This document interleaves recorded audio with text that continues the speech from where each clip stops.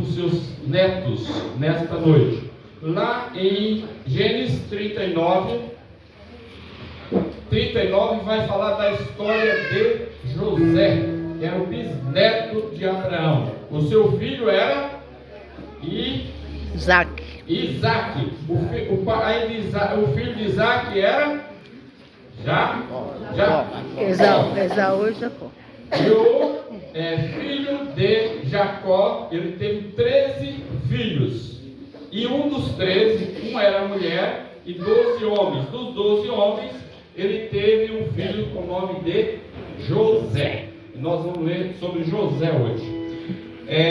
Gênesis 39, versículo 1 diz: E José foi levado ao Egito, e Potifar, o eunuco de Faraó, capitão da guarda, varão egípcio, comprou da mão dos ismaelitas que tinha levado lá. E o Senhor estava com José, e foi varão próspero, e estava na casa do seu senhor egípcio, Potifar. E vendo, pois, o seu senhor, que o Senhor estava com ele, e tudo que ele fazia, o Senhor prosperava na sua mão. Versículo 4. José achou graça aos seus olhos, e servia-o, e ele pôs sobre a sua casa, e entregou à sua mão tudo que tinha. Verso 5. E aconteceu que puseram sobre a sua casa e sobre tudo que tinha, o Senhor abençoou a casa do egípcio por amor de José, e a bênção do Senhor foi sobre tudo que tinha na casa e no campo. E deixou tudo o que tinha na mão de José, de maneira que nada sabia do que estava com ele, a não ser do pão que comia. E José era formoso de aparência e formoso à vista. E aconteceu depois dessas coisas que a mulher do seu senhor pôs os olhos em José e disse: Deita-te comigo. Porém ele recusou e disse à mulher do seu senhor: Eis que o meu senhor não sabe o que tens comigo na casa, e entregou em minha mão tudo o que tem. Versos 12. E ele me pegou pela sua veste, dizendo: Deita-te comigo. E ele deixou a sua veste na mão dela, e fugiu e saiu para longe. Amém. Amém. Pai, te louvamos pela leitura da tua palavra e por esta noite que estamos na tua casa. A ti, ó Deus, seja o louvor, a honra e a glória, em nome de Jesus. Amém. Poder sentar, igreja, queridos irmãos. Meu pai já partiu, mas ele deixou o seu legado. O que é legado? Legado é uma estrutura que a pessoa deixa embutida na sua família ou no seu histórico. Se imaginarmos no ponto de família, meu pai deixou o legado de questão de ética, questão de caráter, a questão de trabalho, a questão de responsabilidade nos seus compromissos, no seu dia a dia. Era uma pessoa pontual. Então, a base principal para dar continuidade à vida. Então, legado é uma estrutura que não tem um valor financeiro, monetário capaz de medir. Se nós falarmos a herança ela tem um valor mensurável. Se nós falarmos uma premiação, por exemplo, muitos atletas agora foram premiados. Alguns levaram a sua medalha para casa. Quando deixar para o seu filho, essa medalha talvez não vai ter nenhum valor financeiro, porque o financeiro já recebeu. Tem o valor, questão de honra e a questão da memória do pai e da mãe que deixa para os filhos. Mas quando nós falamos o legado do ponto bíblico, é base, é estrutura que o homem e a mulher ele se formou para deixar para a sua descendência.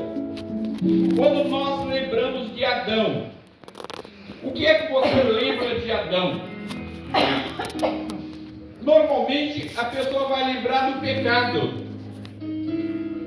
Às vezes, poucas vezes você vai imaginar o compromisso e a responsabilidade que Deus deu sobre a vida de Adão, o primeiro homem sobre a terra.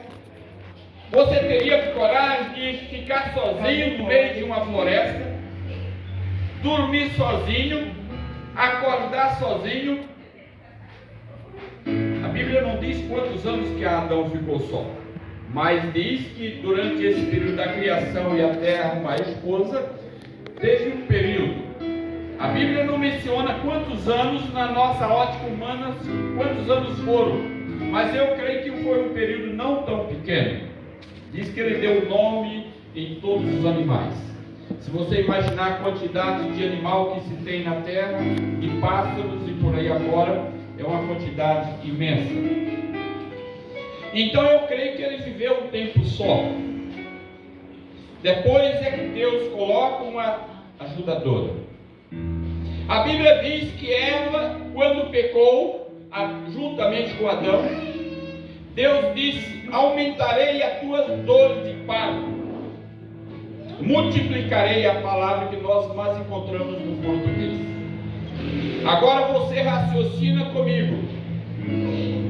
Se alguém multiplicar 0 por 0, vai ser quanto? Vai ser 0. Todo número multiplicado por 1 vai ser ele mesmo.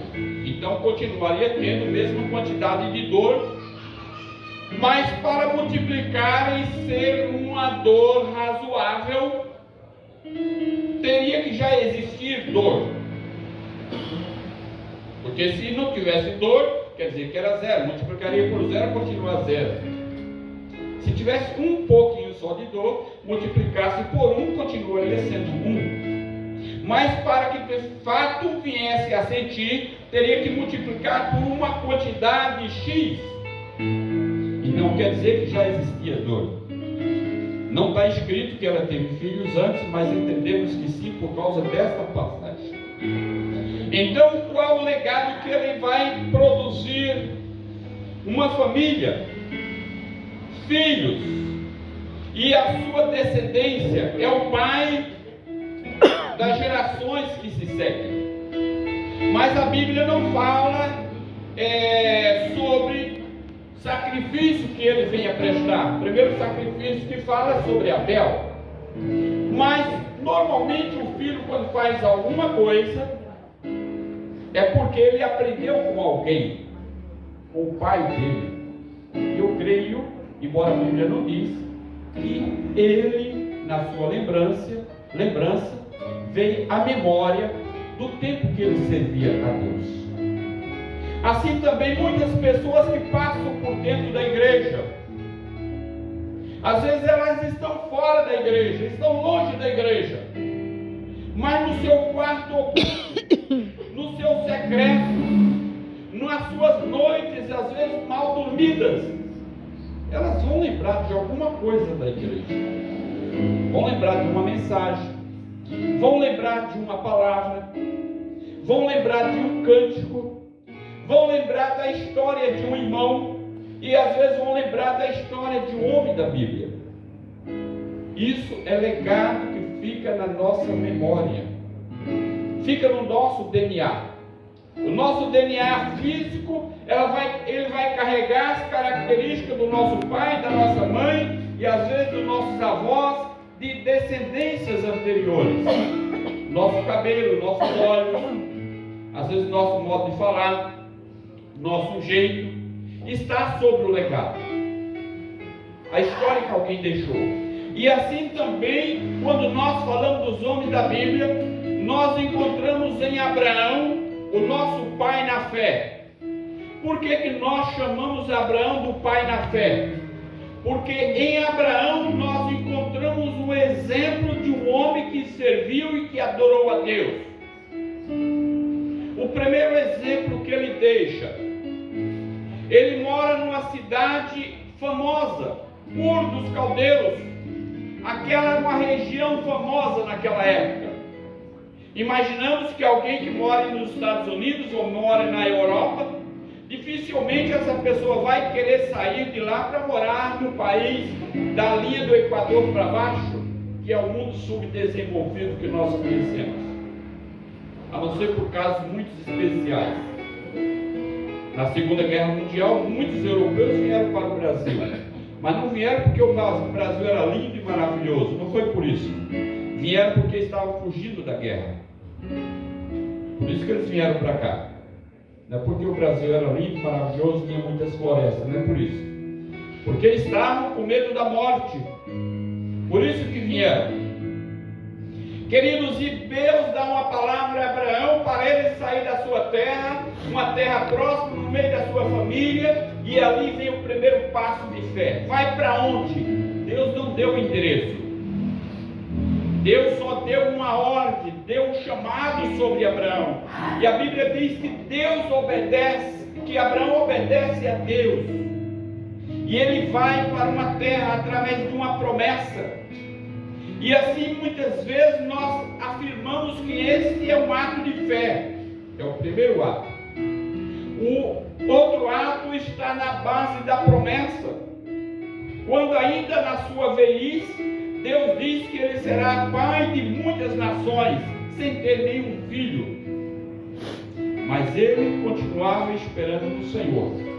É claro, houve um atropelo no meio do caminho, que é Agar, que não estava no plano ali, porque eu falo que Deus tem duas vontades, a vontade permissível e a vontade absoluta. Vamos ver o que a gente aprende disso. Duas vontades Deus tem.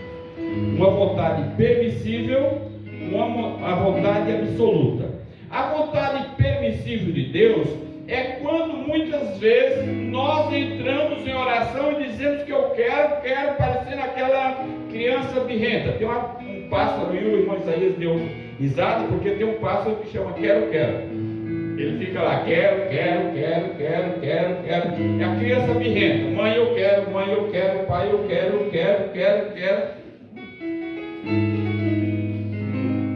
Sara diz a Abraão: fica com a minha escrava e com ela gerará os filhos. De repente vai resolver o problema. Essa foi uma vontade permissível. Deus permitiu, porque se Deus não quisesse permitir, Deus poderia ter fechado a madre de Agar, mas Deus não fechou, Deus permitiu. Mas por causa dessa petição, esse filho veio ser uma dificuldade na vida de Abraão. É tanto que depois ele teve que despedir da sua casa. Mas qual é a vontade absoluta? A vontade absoluta é quando Deus dá uma promessa sobre você, você aguarda na promessa de Deus, e aquela promessa vem no tempo de Deus.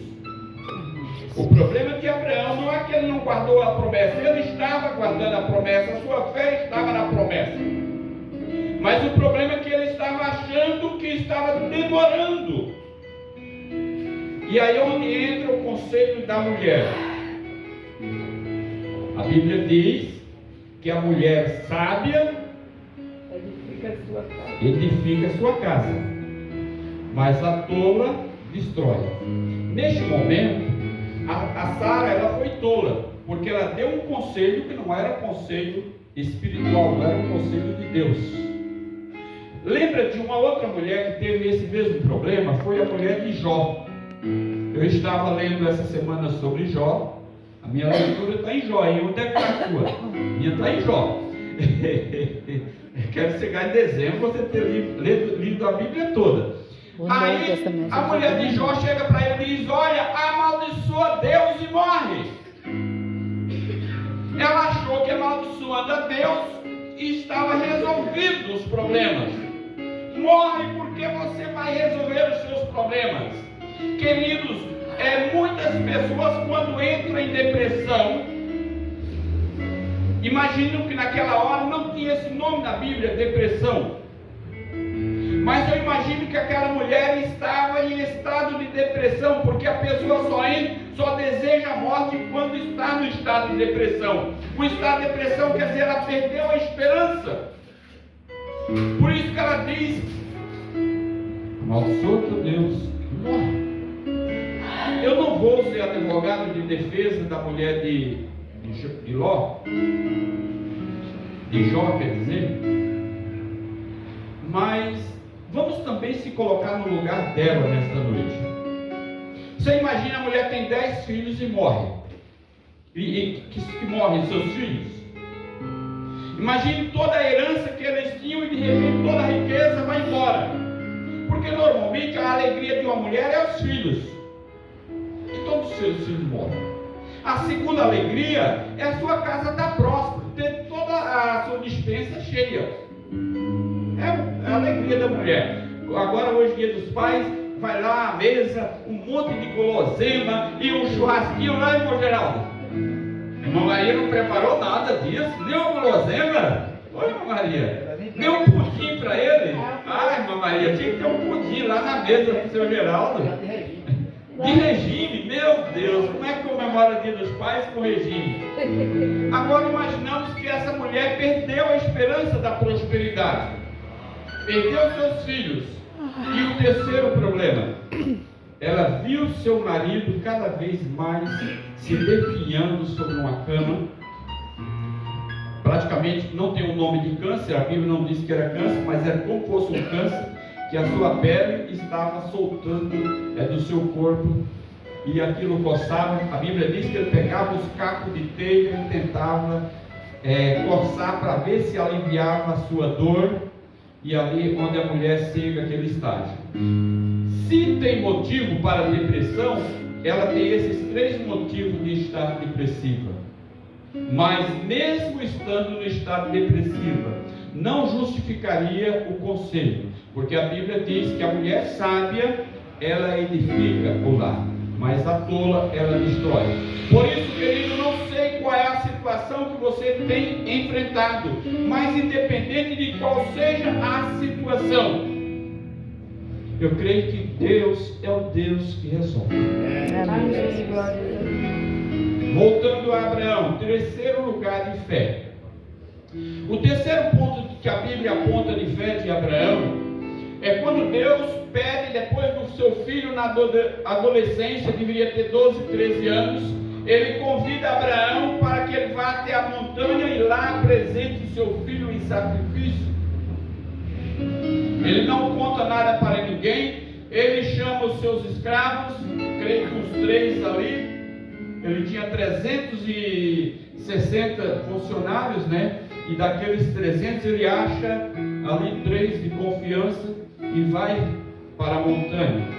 Não conta nada para a sua esposa e não conta nada para o seu filho, porque se contasse alguma coisa para a sua esposa, é claro que nenhuma esposa ia ser favorável nesse ponto. Mas ele vai em direção ao caminho de jornada de 3 dias e vai com esse propósito no seu coração. Eu creio que havia uma dor, havia uma preocupação, mas esse tempo que ele vai trilhando o caminho da vontade de Deus, ele vai orando. E o que aprendemos com isso? A jornada que você estiver andando, ela precisa ser sobre oração. E a Bíblia diz que ali foi um ato de fé de Abraão. Quando vemos o caso de José, esse é o legado que vem no DNA espiritual de José, porque a história do povo judeu, ele vai passando de pai para filho através dos seus pais. Quando você começa a ler, normalmente vai citando sempre o filho do filho, ou o pai do pai, ou seja, no sentido crescente ou decrescente. A Bíblia vai sempre apontando quem foi o pai daquela criança ou daquela pessoa. E nós encontramos Abraão no seu filho Isaque, depois do seu filho Isaque, o seu neto Jacó, e no seu neto Jacó encontramos no bisneto José esse legado de fé. Eu já ouvi, esse ano nós vamos ver alguma coisa sobre eleição, sobre política. Porque esse ano é o ano de eleição para prefeito, certo? Eu já vi pessoas chamar a gente na igreja ou até orar, e às vezes na oração diz assim: ah, Deus abençoa que seja como José, que ele vai chegar no trono, vai ser governador, ou vai ser prefeito. Às vezes a pessoa quer ser lá, mas a pessoa não quer passar pelo caminho, ela só quer chegar lá. E nós naturalmente queremos isso. Quantas pessoas não querem ganhar uma medalha olímpica? Mas qual é o processo para se ganhar uma medalha olímpica? Ele tem que ter uma caminhada, ele tem que ter um treinamento, ele tem que vencer algumas etapas para chegar no pódio. Assim também o prefeito, para ele se tornar um prefeito, ou um vereador, ou um senador, ou um presidente, ele tem uma caminhada para chegar lá. Mas às vezes a pessoa acha que só em desejar no coração já está lá. Tem gente também que quer ser pastor, quer ser presbítero, quer ser obreiro. Dá licença um pouco. Mas não imagine que existe uma jornada. Assim, as profissões. Quer ser um engenheiro, quer ser um professor. Existe uma caminhada. Você tem que estudar, você tem que preparar para chegar lá. Querido, quando José passa por essa situação, Deus já tinha falado ao coração dele, porque se fosse qualquer um de nós iríamos desistir. Porque antes dele passar por esse processo que nós estamos lendo, na hora que ele chega no ponto de escravo, mas para ele chegar no ponto de escravo, ele teve um processo. A Bíblia diz que Deus deu 2 sonhos a José. Um sonho onde 11 machos de trigo se curvavam diante dele. Aquele trigo simbolizava um sonho físico, prosperidade, um sonho com seus irmãos que prostrava diante dele. Depois ele tem um segundo sonho, que eu creio que está relacionado ao mundo espiritual. Nesse segundo sonho havia as estrelas, havia o sol, havia a lua, e todos viam e se prostravam. O sol e a lua simbolizando o pai e a mãe, as estrelas simbolizando os irmãos. Lembra da promessa que Deus fez a Abraão? A promessa também tinha 2 significados. Quando ele diz que multiplicarei como a areia da praia, está no significado físico. A multiplicação física da descendência de Abraão. Em um filho multiplicaria a descendência. Olha os israelitas sobre a terra. A segunda promessa, ele chama Abraão numa noite linda e manda ele olhar para os céus. Ele vê o cruzeiro do sul, ele vê as estrelas marcando de norte a sul. Os católicos chamavam o caminho de Santiago, né? Não sei qual nome você conhece. O que é o caminho de Santiago? Quando você olha numa noite escura, você olha para o céu e você vê que é uma marca, como se fosse um caminho de estrelas mais forte do que as outras. É como fosse um caminho de norte a sul. Aí Deus diz a Abraão: conte as estrelas. Impossível. As estrelas simbolizavam os filhos espirituais. E você faz parte, meus irmãos, desses filhos. Aleluia. 4.000 anos atrás foi falado esse texto. E depois de 4.000 anos você está contido. Você está dentro dessa história dos filhos espirituais da descendência de Abraão. Glória a Deus. Porque de Abraão até Davi, 14 gerações. De Davi até o desterro da Babilônia, 14 gerações. Do desterro da Babilônia até Cristo, 14 gerações. De Cristo até nós, acabou a contagem de gerações. De Cristo até nós, uma igreja viva e real, sob o sacerdócio universal do nosso Senhor e Salvador Jesus. Glória a Jesus. Mas voltando a José, quando ele diz que ele foi escravo, mas na condição de escravo, a Bíblia mostra que ele foi um homem próspero. Como é que pode ser um homem próspero se ele é escravo? O escravo não tem direito a nada, não tem nada. Mas tudo que ele fazia dava certo.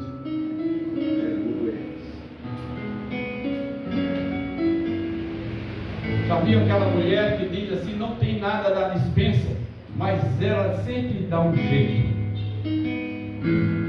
Às vezes eu lembro quando era criança, não tem nada guloseima. A gente não falava esse nome, eu trouxe o nome. Mas a mãe de família, 7 filhos, pequenininho, lá no Nordeste, Chapada Diamantina, ela batia o ovo, jogava açúcar dentro e farinha, mas aquilo ficava uma delícia. Olá, achei alguém que aprendeu comigo. Era uma delícia. Mas como é que pode? Mas quem não tinha nada, batia o ovo, colocava açúcar e farinha, aquilo era um verdadeiro pudim. Não tinha chocolate naquele tempo. Fui conhecer chocolate, já tinha 12 anos. Não tinha chocolate, mas Deus nos sustentou, Deus guardou, Deus prosperou. Prosperar não quer dizer riqueza, porque se prosperidade fosse riqueza, os traficantes seriam as pessoas mais ricas. As pessoas roubadoras, não vou falar que é político, mas os roubadores desse país seriam considerados prósperos. Mas isso não significa prosperidade. Prosperidade é você, tudo aquilo que Deus coloca nas suas mãos, que vá bem. Até um ovo com farinha, um pudim que você vai fazer, vai dar certo. Amém. Dá certo.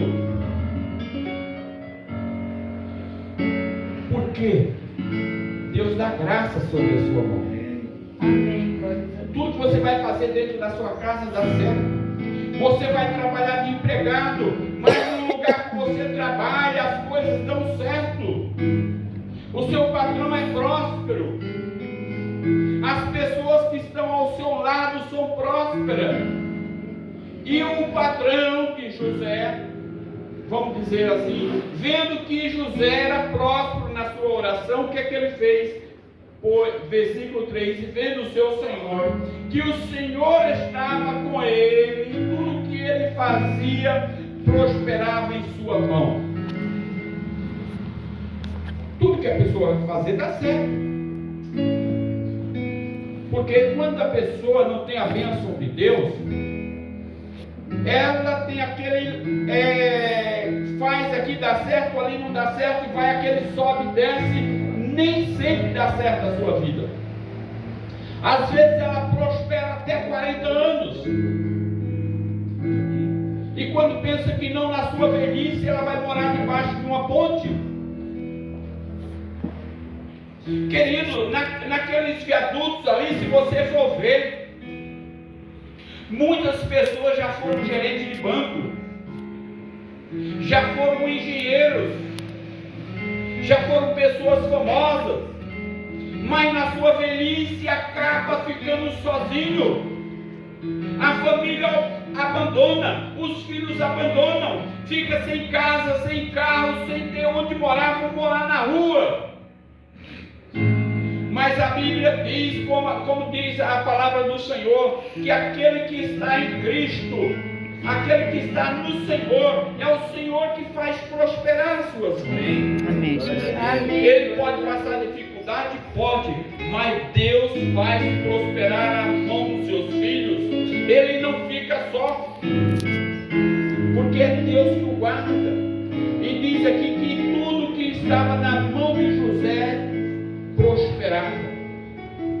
Deus guardava. Qual foi então? Às vezes a pessoa diz, o erro de José foi que ele contou o seu sonho para os seus irmãos. E aqui vai um alerta.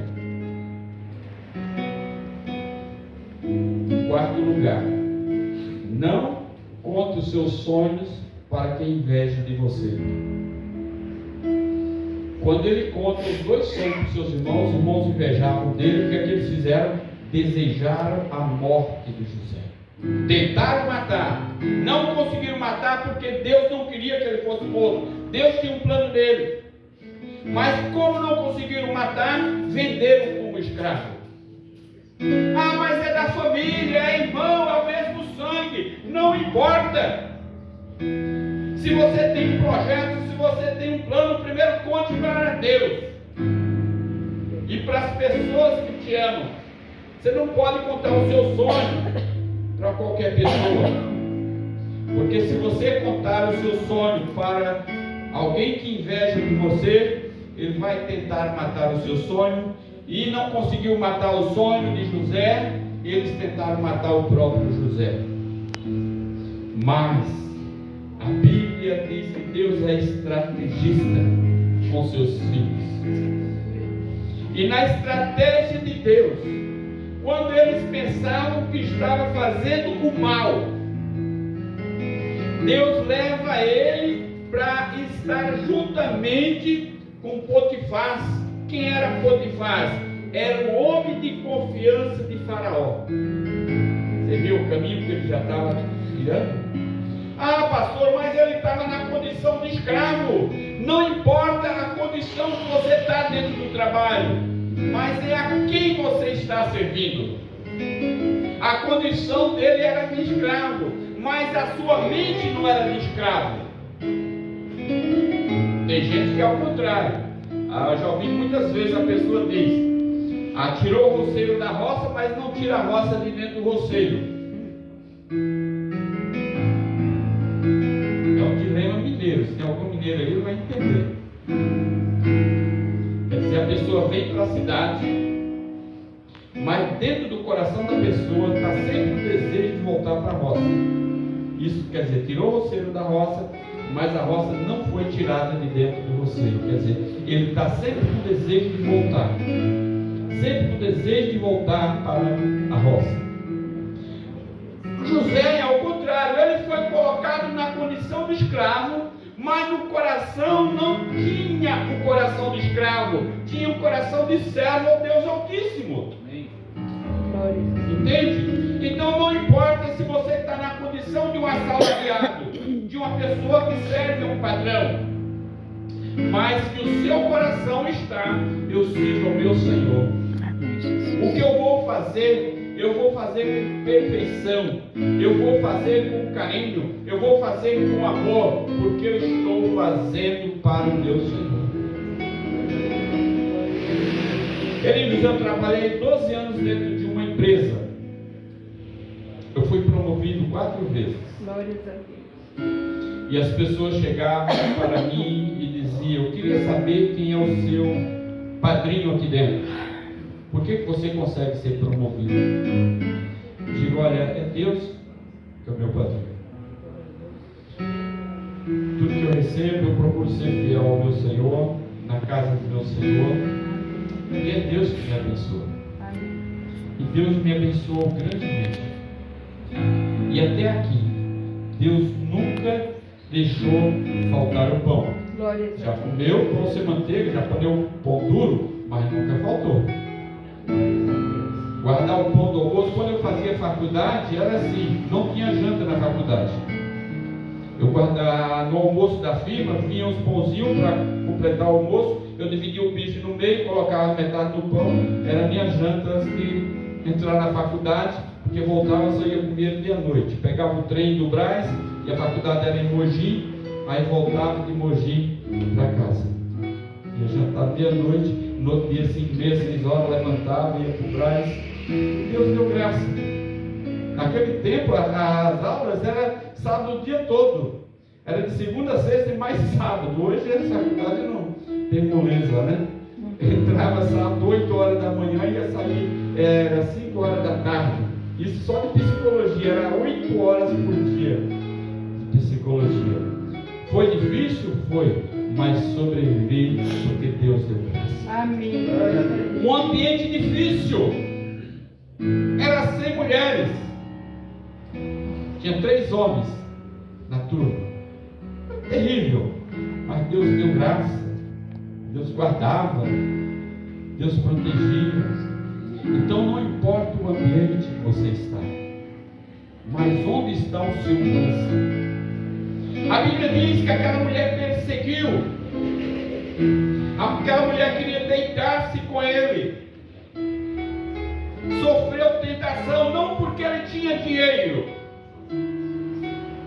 Ele era escravo, ele não tinha dinheiro, porque muitos dizem, foi por causa da riqueza, é por causa da fama. Qual é a fama que tem um escravo? Qual é o dinheiro que tem um escravo? Qual é a sintonia que pode ter um escravo? Queridos, mas havia um brilho nos olhos de José, que era o brilho de Deus. Às vezes o inimigo quer, não é o teu dinheiro, não é a tua fama, mas é o brilho que há nos teus olhos. Aleluia. Me lembrei de uma parábola.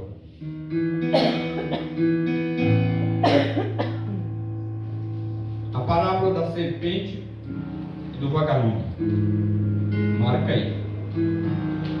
Diz que o vagalume estava andando na floresta e todo mundo ficava olhando o vagalume, mas a serpente corria toda noite para pegar o vagalume.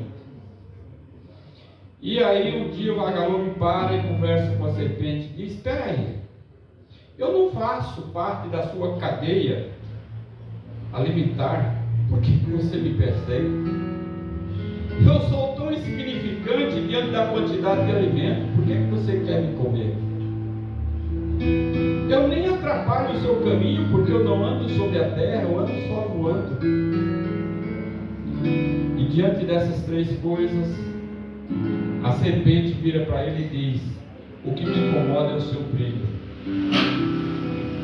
Não é porque você faz parte da minha cadeia, não é porque você atrapalha o meu caminho, e nem porque você vai conseguir me alimentar, mas o seu brilho me atrapalha. Então, meu irmão, saiba que às vezes o inimigo quer te destruir, é por causa do brilho de Cristo que há em você. Amém. Não é por causa da sua fama,